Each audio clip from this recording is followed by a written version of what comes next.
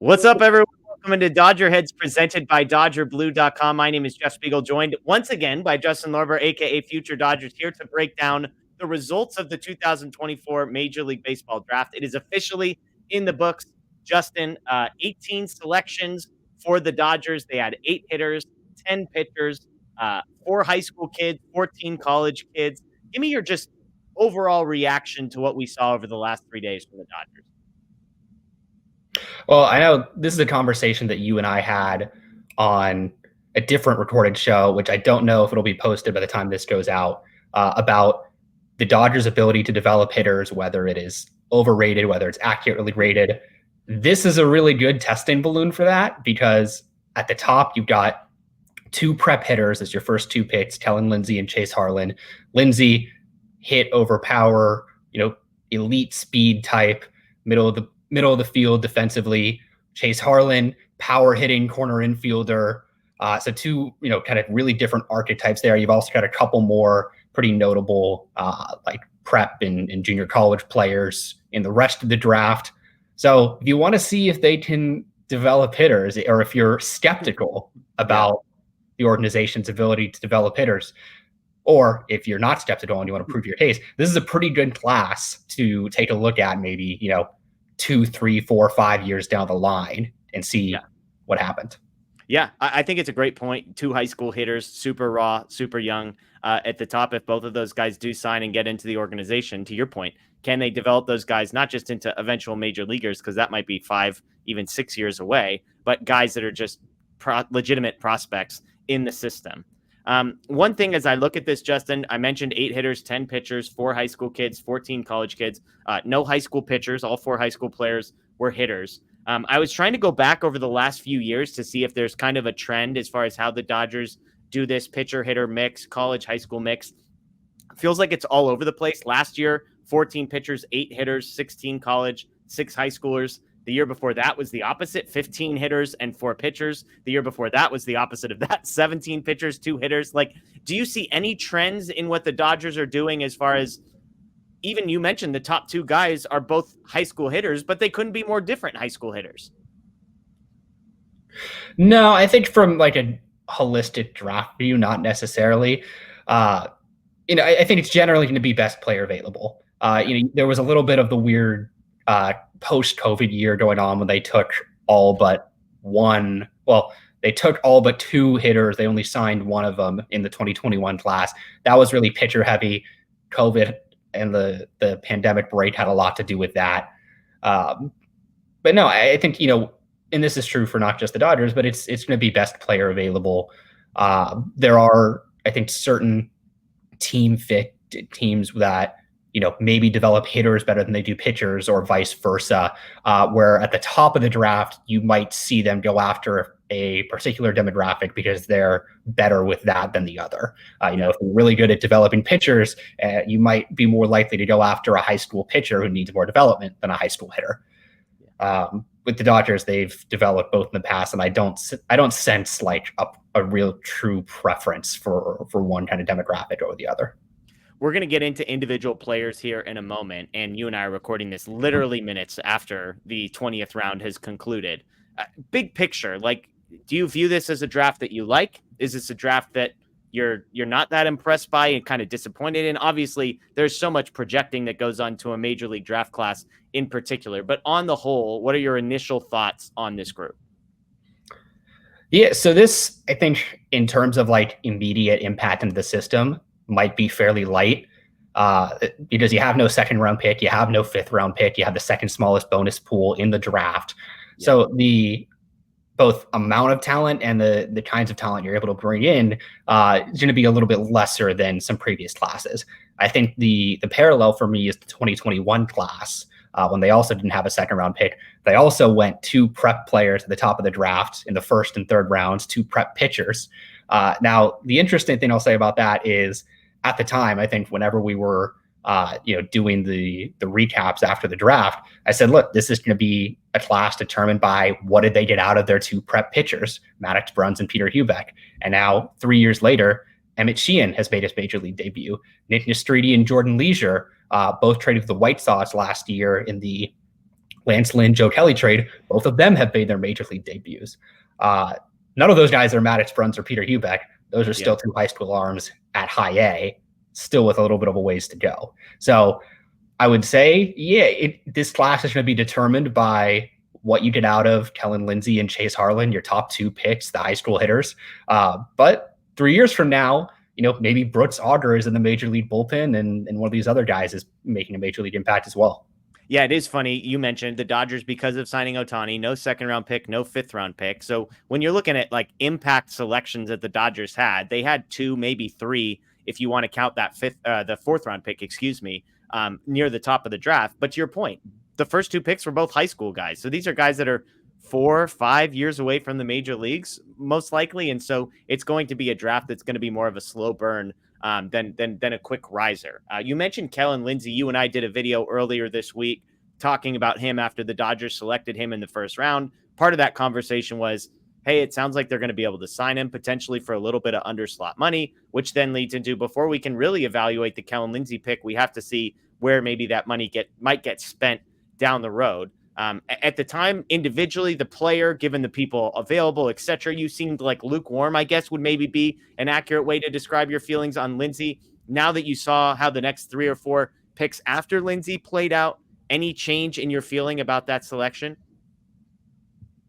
Not a ton. Like, I'm not in love with the pick as it stands right now, but I definitely don't hate it. I don't think it's a bad pick as it stands right now. I don't think there's a lot you can do to criticize it. These are high school hitters. Like, it's really, really hard to, on draft day, say there's going to be a big difference between this guy and the next high school hitter or whoever.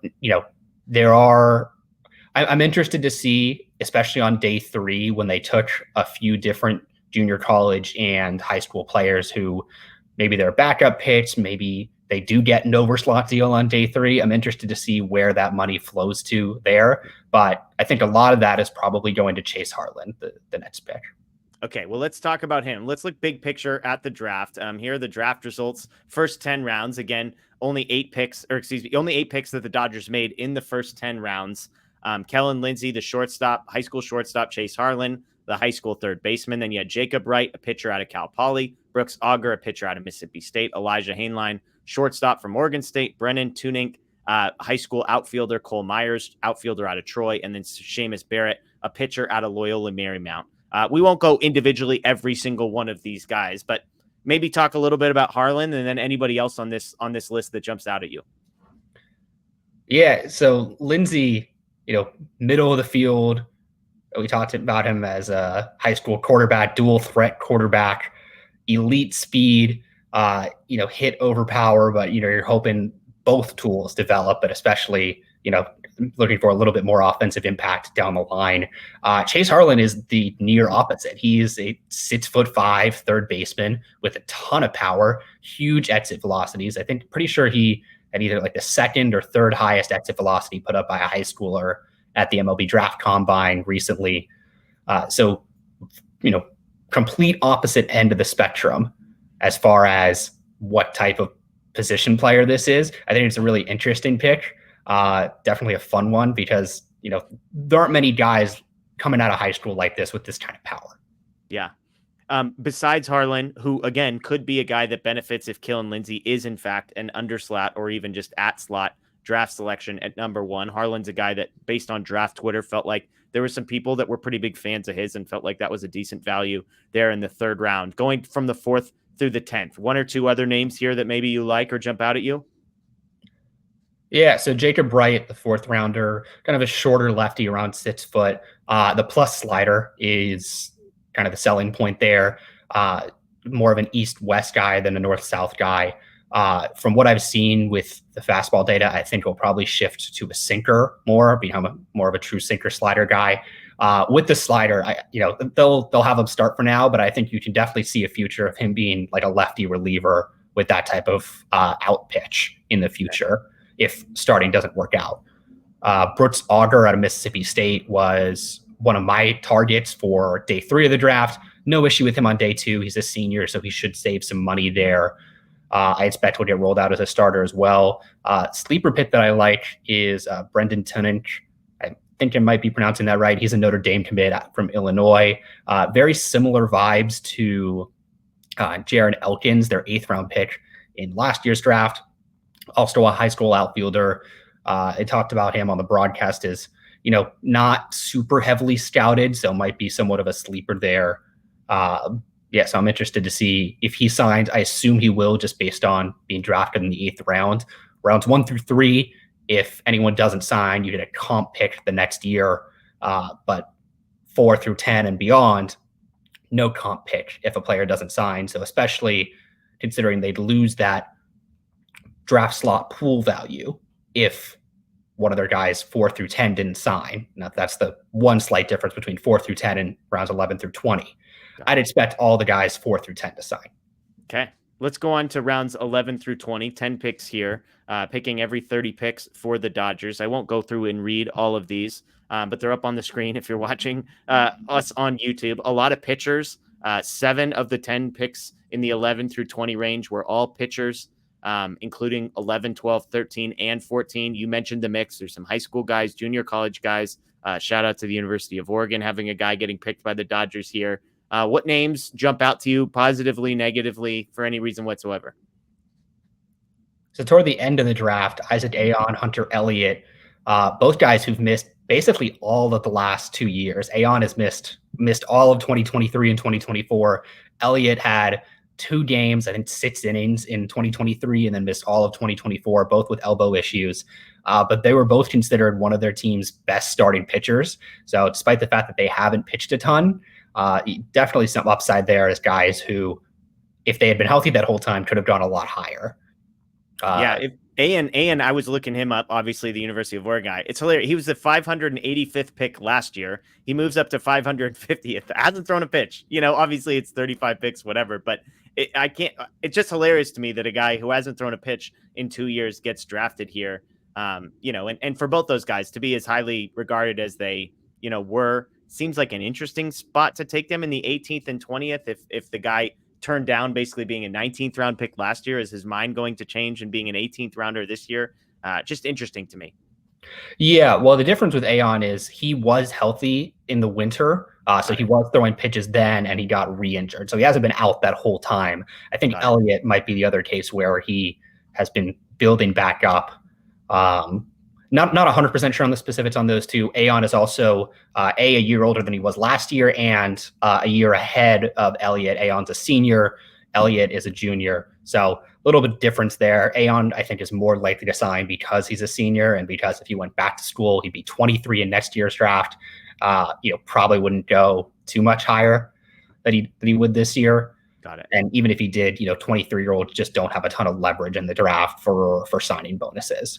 So those are 2 guys that stick out to me. I think also a couple of guys signed to big name schools in the South. It's Eric Parker, who's a high school shortstop out of Georgia, committed to Georgia, and then Chase Williams, who's a JUCO outfielder who's committed to Florida State. Both of those guys, I think, could either be backup picks or, maybe there's an overslot deal there. I think Parker is most likely the backup pick for someone like Harlan. If he doesn't sign, you might throw some of that overslot money at Parker, whereas Williams, to me, maybe a little bit more likely that he signs. I saw Parker in some of these public rankings considered, top 200 player in the class, and that's considering college and high school players. One other guy I liked, just based on looking at some initial video, Will Gagnon, who's another JUCO arm. He's committed to UCLA. Seemed pretty interesting from the initial look that I saw. But with these JUCO and high school players on day 3, hard to tell which one is signable, which one's a backup pick. Not sure yet. Yeah, and which guys maybe we're hoping to go higher, and how much does that color their expectations? If you were hoping to be a top 10 round pick and you get picked in the 14th, are you just so frustrated that you're in a different frame of mind to negotiate, decide if you want to sign?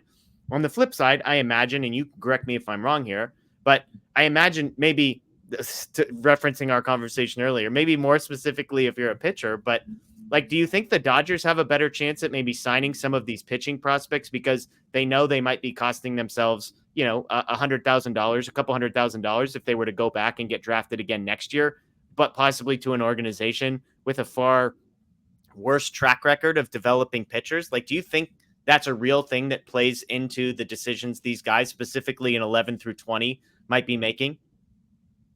It is. And I can't say, that's a factor for every single guy, but having a strong reputation as an organization for getting the most out of your players, for developing players, that is absolutely something that helps, when you're talking about guys on day 3 of the draft and they're considering going back to school, going to school, honoring a commitment versus going pro.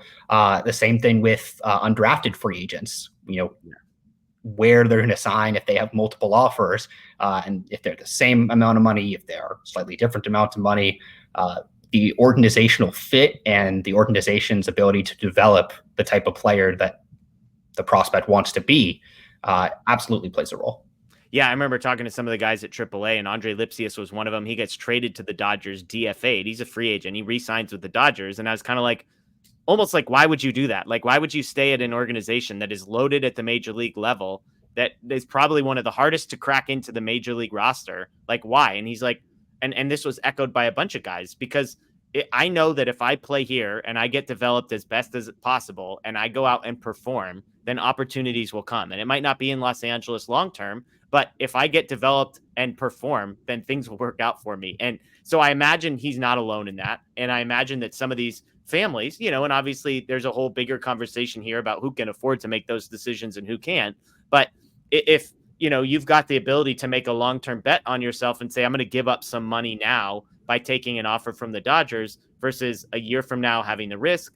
But then even just like, what happens if you get drafted to an organization, I won't name any names, but that maybe doesn't do a very good job of developing guys and getting them to the major leagues and earning them second contracts, kind of a thing. So a lot goes into this, but I'll be curious to see how many of these guys the Dodgers sign and how this plays out. So Justin, I appreciate the time as always. Appreciate your analysis. It sounds like you've got some stuff cooking over on your website. Is that a fair thing? Do you have some writing stuff coming up that people may be able to find?